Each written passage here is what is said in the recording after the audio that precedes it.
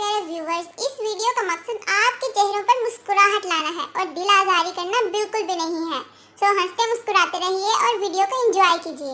आंधियों का सीजन शुरू हो गया है। वड्डी ईद आने से पहले पहले सुनहरी मौका है। जेड़े शाप पर लब्बे फाड़ लो। हुकूमत को तंग मत करें। अगर गुस्से में आकर इंटरनेट बंद कर दिया तो फिर आप कैसे पूछेंगे मेरे बाबू ने खाना खाया?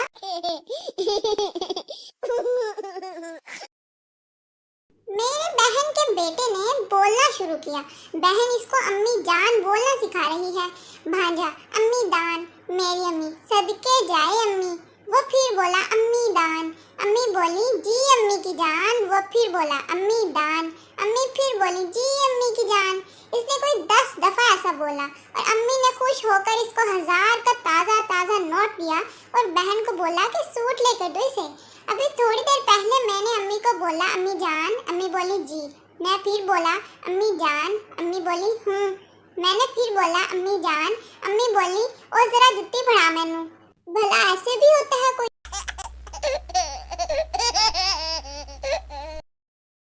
लड़कों की कौमी शिकायत। सगे भाइयों से तो इनकी बनती नहीं और आ जाती हैं फेसबुक पर भाई बनाने। ले जिबिर आपके पेशे नजर है गांव का आशिक जब पहली बार महबूबा को मिलने जाए। अच्छा खासा गोरा होने वाला था कि फिर से गर्मियां आ गईं। जानू मिले ना मिले ये तो मुकद्दर की बात है। हम कोशिश भी ना करें ये तो फिर गलत बात है।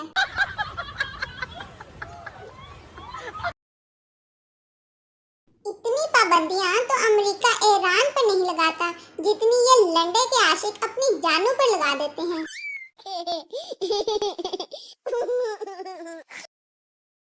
कोशिश करें कि अपनी गली मोहल्ले में ही शादी कर लें वरना पूरी कमाई पेट्रोल पर ही लग जाएगी।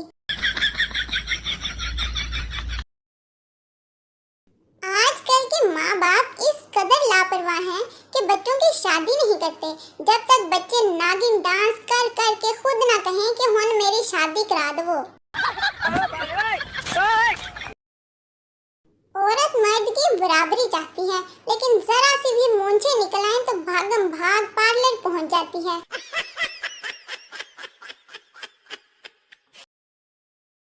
वो पूछना ये था कि मेरे दिमाग में 70-80 करोड़ रुपया है उसे बैंक में कैसे ट्रांसफर करवाऊं?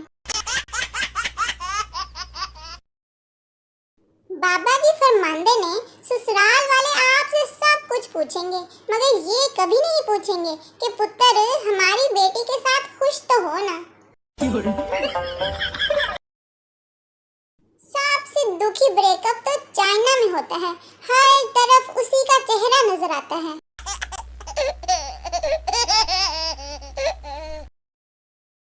पेपर मुश्किल आने पर ही पता चलता है कि कमरा इम्तिहान में कहाँ-कहाँ जाला लगा हुआ है, चूना कहाँ-कहाँ से उतर चुका है, फर्श पर कितनी टाइलें लगी हैं, कितने बल्ब खराब हैं और पंखे कितने अरसे से साफ नहीं हुए।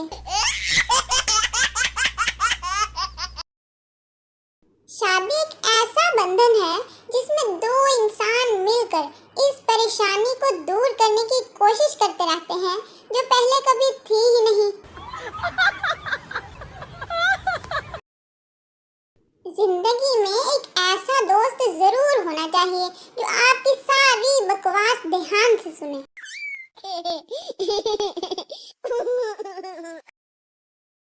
मेरे पास पूरे 10 रुपए हैं। किसी ने कुछ खाना है तो अभी बता दो। ले भी फिर कान खोल के सुन ले। औरतों को 2 तरह के आदमी बिल्कुल नहीं पसंद। एक वो जो वेले निकम्मे हो और दूसरे वो जो मसरूफ रहते हों।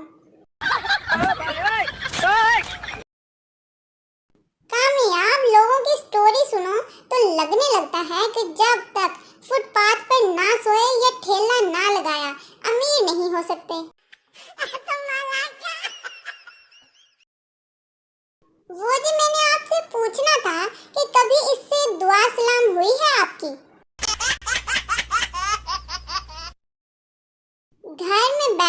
मर्द भी किसी सास से कम नहीं होता। लड़के की शादी के लिए जिस लड़की को देखने सारा खानदान जाता है, बाद में वही लड़की अकेले ही सारे खानदान को देख लेती है। फिर क्वांटम फिजिक्स के मुताबिक ये प्लेटें टूट चुकी हैं, बस आपको अलमारी खोलने पर पता चलेगा।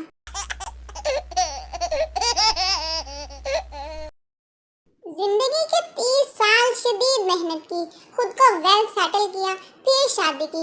वाइफ ने स्टेटस लगाया, हर कामयाब मर्द के पीछे एक औरत का हाथ होता है।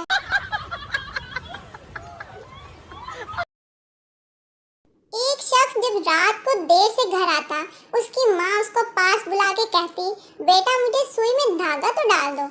आखिरकार एक दिन उसने अपनी माँ से पूछ ही लिया कि अम्मी, आधी रात को आप आखिर सीती क्या है? मैं जब भी घर आता हूँ आप मुझसे सुई में धागा डलवाती हैं। माँ शफकत से बोली, बेटा मैं तो ये चेक कर दिया कि किधरे तू नशा करके तो नहीं आया।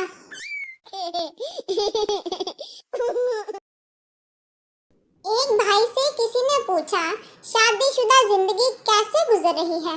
भाई ने ये तस्वीर भेजी है, अब इसका क्या मतलब है?